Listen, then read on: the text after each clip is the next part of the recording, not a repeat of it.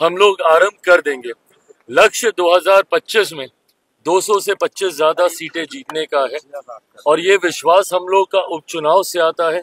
उपचुनाव में जिस तरीके से बेहतरीन प्रदर्शन एनडीए गठबंधन का रहा, 100% स्ट्राइक रेट, यहाँ पे पीएम का चेहरा 2025 के लिए एनडीए गठबंधन आगामी 2025 का चुनाव लड़ने जा रहा है और मैं मानता हूँ, मुझे पूरा विश्वास है कि अगले साल इस वक्त 2025 में आज उसका भी कहीं ना कहीं शंखनाद श्री गणेश, आज से उसकी भी तैयारी में। नमस्कार, आप देख रहे हैं न्यूज पीआर और मैं हूं आपके साथ ज्योति सिन्हा। देखिए, चिराग पासवान आज लोजपा यानी कि लोक जनशक्ति पार्टी का स्थापना दिवस मना रहे हैं। ऐसे में आपको बता दें कि चिराग के जो भी फैन हैं, जो कार्यकर्ता हैं, वो सब चिराग को अब अगले सीएम के रूप में देखना चाहते हैं। लेकिन क्या आने वाले विधानसभा चुनाव में अगर एनडीए की जीत होती है तो क्या अगला सीएम का फेस चिराग पासवान का होगा? इसे लेकर खुद चिराग पासवान ने सब कुछ क्लियर कर दिया है।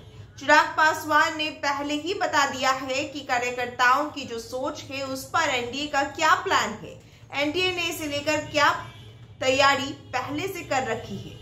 सुनिए। पार्टी का हर नेता, हर कार्यकर्ता देश के अलग अलग राज्यों में जहाँ पे भी पार्टी का मजबूत जनाधार है, हम लोग कार्य मेहनत करने का हम लोग प्रयास कर रहे हैं। आगामी बिहार विधानसभा का चुनाव भी है 2025 में, आज उसका भी कहीं ना कहीं शंखनाद श्री गणेश, आज से उसकी भी तैयारी में। पार्टी का एक प्रतिनिधि मंडल बहुत जल्द बिहार भर की यात्रा में, पूरे प्रदेश की यात्रा में निकलेगा, जहां अलग अलग जिलों में जाकर वहां पे प्रवास कर न सिर्फ संगठन की मजबूती को देखेगा बल्कि साथ ही संभावित प्रत्याशियों के चयन की प्रक्रिया को भी हम लोग आरंभ कर देंगे। लक्ष्य 2025 में 200 से 25 ज्यादा सीटें जीतने का है और ये विश्वास हम लोग का उपचुनाव से आता है। उपचुनाव में जिस तरीके से बेहतरीन प्रदर्शन एनडीए गठबंधन का रहा, 100% स्ट्राइक रेट यहाँ पे भी रहा, 4 सीटें हमारा गठबंधन लड़ा, 4 की 4 सीटें हम लोगों ने जीतने का काम किया। तो मैं मानता हूँ कि आगामी चुनाव परिणामों के बाद जो हम लोग का लक्ष्य है 225 से ज्यादा सीटें जीतने का, वो भी लक्ष्य प्रधानमंत्री नरेंद्र मोदी जी की सोच के साथ, हमारे मुख्यमंत्री आदरणीय नीतीश कुमार जी के परिश्रम और कार्यों के साथ हम लोग उस लक्ष्य को भी एनडीए गठबंधन सरलता से पूरा कर ले। पिता की कोई ऐसी इच्छा जो अभी तक चिराग पासवान पूरा करना चाहते हैं? पिता की कोई ऐसी इच्छा जो चिराग पासवान अभी तक पूरा नहीं पार्टी को राष्ट्रीय स्तर की पार्टी बनाना, बस इसमें थोड़ा सा जोर और लगाने की कसर बाकी है, बट मैं मानता हूँ। और साथ ही में उनके विचारों का प्रदेश बनाना, बिहार फर्स्ट, बिहारी फर्स्ट, अंतिम दिनों में उन्होंने ही इसको एक अंतिम रूपरेखा दी थी। तो बिहार फर्स्ट, बिहारी फर्स्ट के लक्ष्य को आगे लेते हुए अपनी पार्टी लोक जनशक्ति पार्टी रामविलास को राष्ट्रीय स्तर पर लेके जाना। पिताजी के कार्यालय में आप आज स्थापना दिवस मना रहे हैं, कैसा लग रहा है? चाचा सरबन्नी में मना रहे हैं। पुरानी यादें हैं यहाँ की। देखिए, सरकारी व्यवस्था है, सरकारी आवास है, इस पे किसी भी निजी व्यक्ति का अधिकार नहीं हो सकता। बट हाँ, बचपन गुजारा है मैंने यहाँ पे, इस नाते जरूर मेरी यादें रही और मेरे लिए ये गर्व की बात है। कल जैसा परिवार के सदस्यों ने, हमारी माँ ने भी कहा, गर्व की बात यह है कि जहाँ से मेरे नेता बैठकर उन्होंने कार्य करने का काम किया, आज उसी जगह पर बैठकर मुझे उन्हीं के विचारों को आगे लेकर जाते हुए अपनी पार्टी को मजबूत करने की जिम्मेदारी मुझे मिली है। तो ये मेरे लिए एक तरफ सौभाग्य की बात भी है, भावुक भी करता है, पर शक्ति भी यही देता है। 25 का चुनाव है और आपके कार्यकर्ता अब आपको सीएम का चेहरा देख रहे हैं। सीएम का चेहरा 2025 के लिए मैं अपने तमाम कार्यकर्ताओं की भावना का जरूर सम्मान करता हूं, बट ये एनडीए ने पहले से ही तय कर लिया है कि मौजूदा मुख्यमंत्री नीतीश कुमार जी के नेतृत्व में ही एनडीए गठबंधन आगामी 2025 का चुनाव लड़ने जा रहा है और मैं मानता हूं, मुझे पूरा विश्वास है कि अगले साल इस वक्त जब पुनः हम लोग पार्टी का स्थापना दिवस मना रहे होंगे, तब तक मेरे मुख्यमंत्री आदरणीय नीतीश कुमार जी एक बार फिर से मुख्यमंत्री पद की शपथ ले चुके होंगे। चिराग जी, आरक्षण को लेकर आप लोग महागठबंधन के साथ है स्मार्ट मीटर के मुद्दे पे, क्योंकि आपके सांसद भी लगातार बोल रहे हैं। देखिए, कहीं पे अगर कुछ तकलीफें हैं, जो दिक्कत है, गठबंधन साथी होने के नाते हम लोग की जिम्मेदारी बनती है कि सरकार तक वो विषय हम लोग पहुंचाने का हम लोग कार्य करें, इसका कतई मतलब नहीं है कि हम लोग किसी का साथ दे रहे हैं या किसी का हम लोग समर्थन कर रहे हैं। बट हाँ, अगर कोई ऐसे विषय हैं जहाँ जिसकी वजह से जनता को परेशानी है, उसको सरकार तक पहुंचाकर कैसे उसका समाधान ढूंढा जा सके, इस भूमिका में जरूर लोक जनशक्ति पार्टी सदन चल रहा है और ऑपोजिशन लगातार आरक्षण और जाति आधारित गणना कराने का देश भर में मांग कर रहा है। आप लोग की भी रही है कि देश भर में होनी चाहिए। क्या लगता है कि अब आरक्षण का मुद्दा फिर से ऑपोजिशन उठा रहा है, क्यों?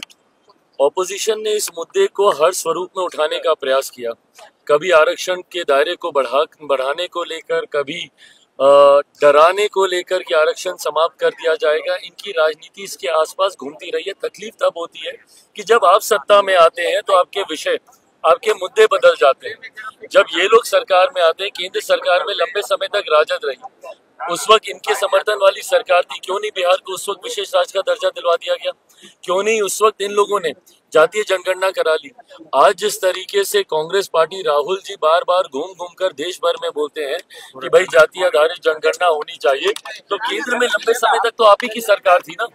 आजादी के बाद अगर सबसे ज्यादा समय तक कोई केंद्र सरकार का हिस्सा रहा है तो वो कांग्रेस की सरकार रही है। क्यों नहीं इन्होंने करवा लिया? प्रधानमंत्री नरेंद्र मोदी जी के आने से ठीक पहले तक 10 साल लगातार मनमोहन सिंह जी के नेतृत्व में इन लोगों की सरकार रही, उस वक्त क्यों नहीं इन्होंने किया? तो ये दर्शाता है कि जब ये लोग सत्ता में होते हैं तो इनकी भाषा बदल जाती है और विपक्ष में राजनीतिक लाभ उठाने के लिए इनकी भाषा बदल जाती है।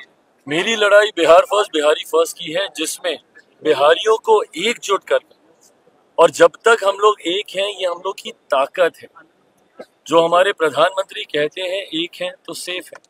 कितनी बांटने की राजनीति करेंगे, कभी जाति के नाम पर, कभी धर्म के नाम पर, कभी भाषा के नाम पर, कभी क्षेत्रवाद के नाम पर।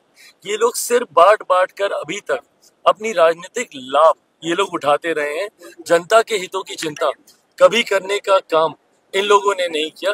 ये एक और बांटने की राजनीति की सोच है जिसमें पुनः लाभ ये लोग सिर्फ अपना ही देखेंगे। हेमंत सोरेन आज ओथ ले रहे हैं, अकेले मुख्यमंत्री जो ओथ लेंगे, बाकी मंत्रियों का भी सूची नहीं दिया गया। मेरी तरफ से बधाई, शुभकामनाएं। प्रदर्शन उन्होंने अच्छा किया, बट हाँ, गठबंधन के साथ उनका प्रदर्शन था। कम से कम इतनी उम्मीद तो जरूर थी हम लोगों को कि घटक दलों से कम एक किसी ना किसी को साथ में लेते, बट अगर अकेले शपथ ले रहे तो। सुना आपने किस तरीके से चिराग पासवान ने साफ तौर पर कहा है कि एनडीए ने पहले से ही ये प्लानिंग कर लिया है कि मुख्यमंत्री नीतीश कुमार की अध्यक्षता में ही चुनाव लड़ा जाएगा और अगला सीएम और कोई नहीं, सिर्फ नीतीश कुमार ही बनेंगे। वहीं आपको बता दें कि जिले के जो भी अपडेट है वो लगातार हम आप तक पहुंचा रहे हैं। ऐसी खबरों के लिए बने रहिए न्यूज़ पीआर के साथ।